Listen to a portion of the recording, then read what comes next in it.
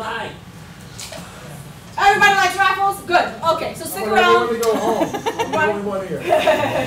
All right, stick around. We have a great day. Let us know anything you need. We're here to help make this a fantastic event. Scott, what's up? So you might notice, you might want to go to 2 awesome talks at the same time. We can't physically be there, so we're recording them too. Yes! Props to Rafael, thank you, and to the Lehman Media Center, right? Awesome. I am shutting up now, finally, the mission. We're shutting down. Hendrix. All right, so without introduction, let me give you a little bit of kind of background about this event. So what happened at this event, we have done, this is our 3rd, 4th IO extended. 2015 was the kickoff. All right, so 16, 17, 4th. 4th. 3 years, 4th. Yes. So, but something sort of magical happened this year, and I want you kind of to be part of it and kind of acknowledge that. Is that we started talking about what we're going to do for IO Extended this year, and we met a lot of people going to I/O. We met a lot of people from Google. We met a lot of people that also organized events. And almost everywhere we went, we asked someone, hey, would you like to come to the front? And they didn't even let you finish the sentence, and they say, I'm in. When? Tell me the day. And we ended up with, we had to say no to, we didn't want to say no, but we had to. So, and we ended up with an agenda like this. So the agenda kind of goal that we're aiming at is that we'd like to put together an agenda that is inspirational. So if you notice, we have 2 women in tech speakers to begin with. The purpose is that we want to inspire other women in the audience to kind of see, for them, see what they could, the possibility. Tech is important because we need more diversity. So that's important to us. We take it really seriously.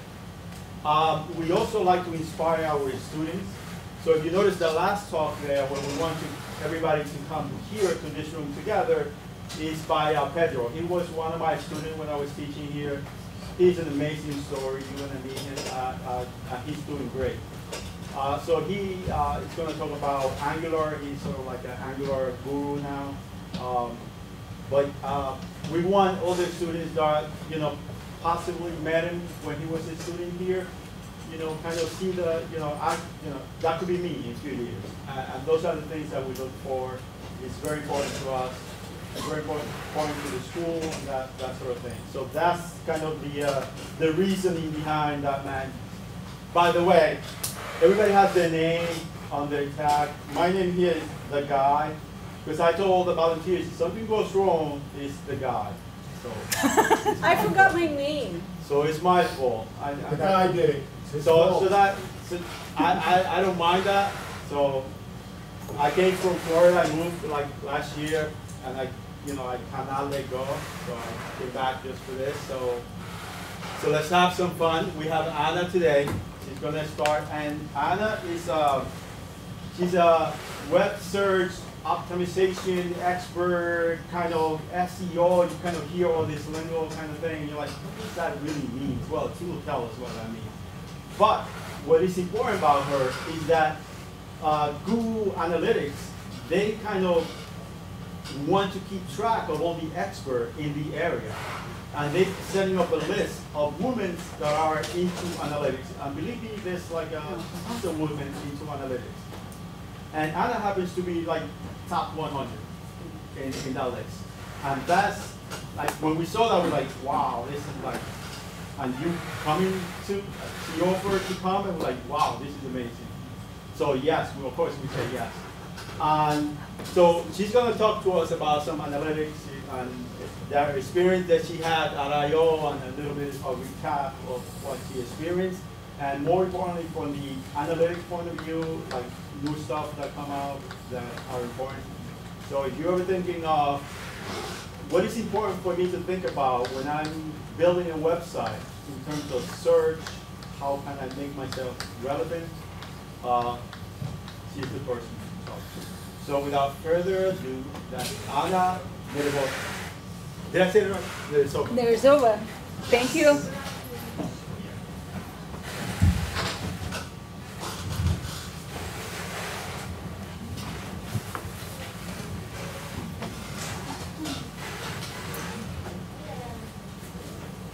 Good morning, everyone.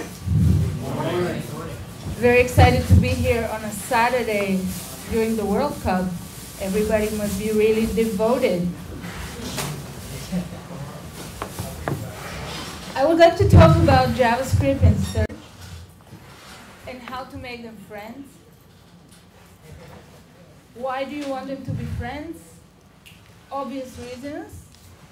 Google Search is one of 7 billion user apps. Whatever you're building, you want people to find it.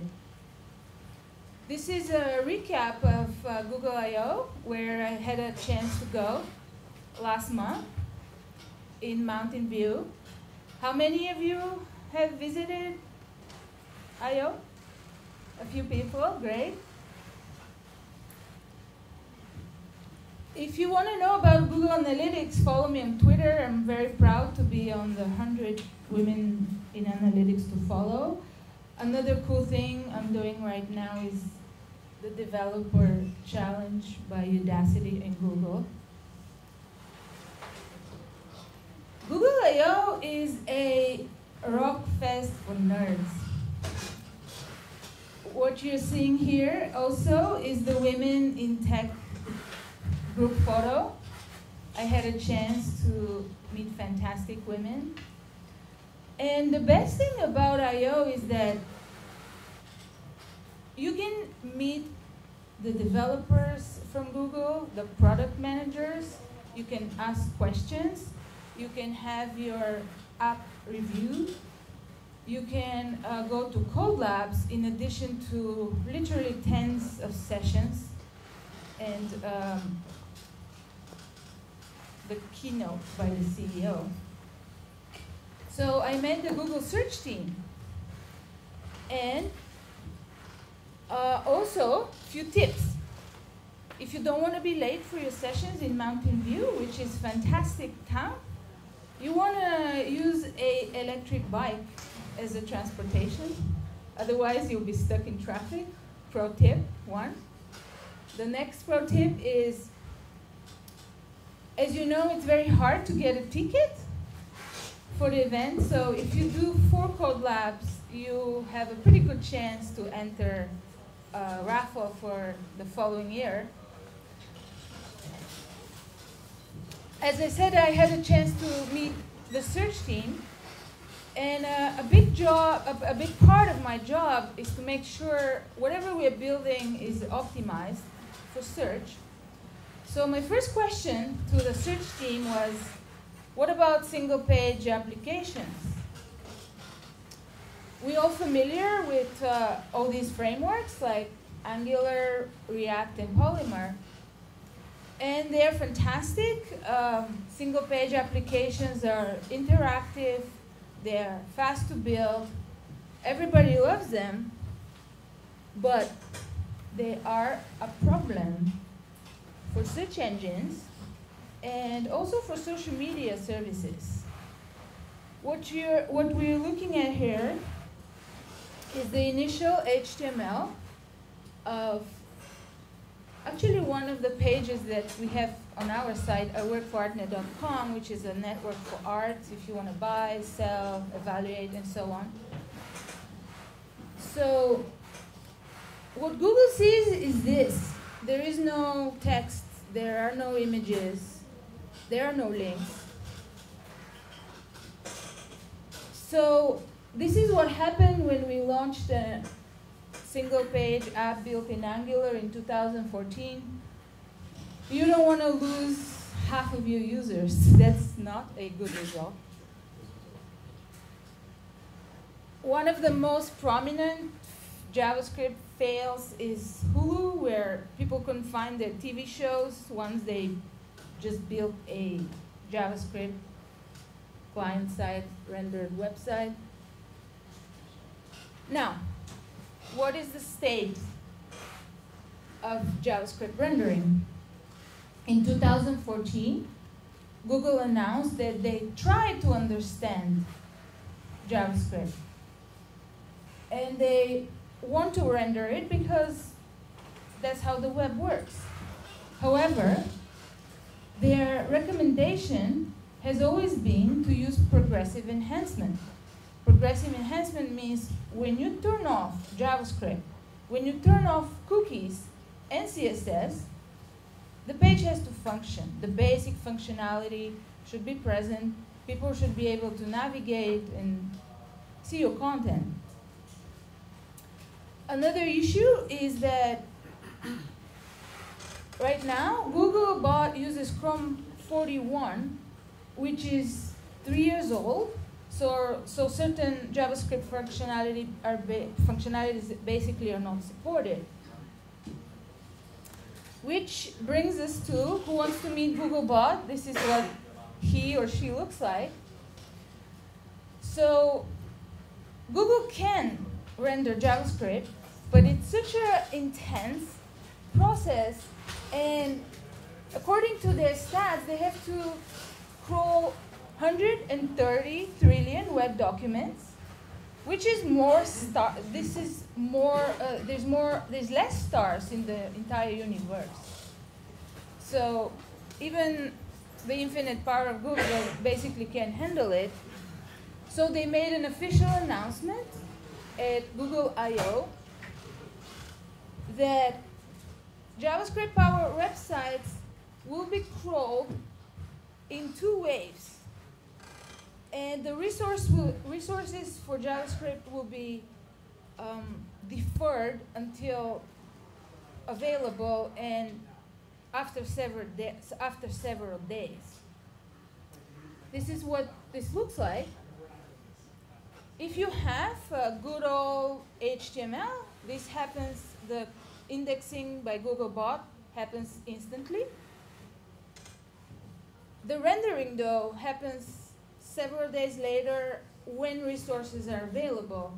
So if you have a large site, if you have a lot of updates, if you have a news site, if you have timely events, those may not be found by Google immediately.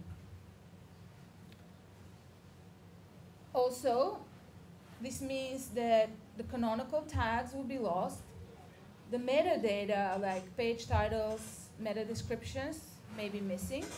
And you don't want to end up with incorrect HTTP codes either. The long-term solution is hybrid rendering, meaning that if you have the pre-rendered HTML, which Googlebot can process, and if you want to have some type of additional interactions for users, that's where things will likely end up. So there's no problem for either bots or users. If you don't have client-side rendering, the new solution introduced by Google is the so-called dynamic rendering. What that means is, based on user agent, you have to render the content and serve it only to Googlebot. So users see whatever is in the browser, and Googlebot can see the entire content. Here are 2 solutions for dynamic rendering. One is Puppeteer. This is basically using Chrome to render the content. And the other one is Pendleton, which not only renders the content, but also caches it. Now, there were tools that were made specifically for Google I/O, how to test what's going on and how to see what gets rendered and what doesn't. One of them is good old Search Console. If you haven't used Search Console, just Google it, verify your site, and you can see what Google fetches by mobile or desktop version. This is what the result looks like. Then we also have the mobile-friendly test. The mobile-friendly test gives you access to the source code and basically you can see what Google sees. The third tool is rich test results. This is when you're testing your semantic markup. The semantic markup is number one thing to do if you want to be found by Google. It's basically tagging the entities on the page. Let's say that you have an event. You have to say, this is an event, this is the name, this is the date. And not only Google understands the page, but you get 3 extra links in search. They have an entire code lab, actually, that they released. So whatever the content of the site is, could be people, places, things, you want to tag them. But you also can absolutely check even any errors on the JavaScript console once you enter the page you're testing.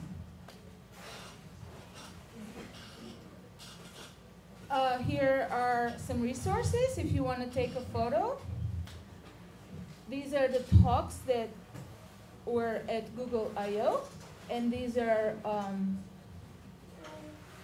the tools. I think this is it. I'm happy to answer any questions. Also, you can follow me on Twitter if you want to follow up. So thank you very much.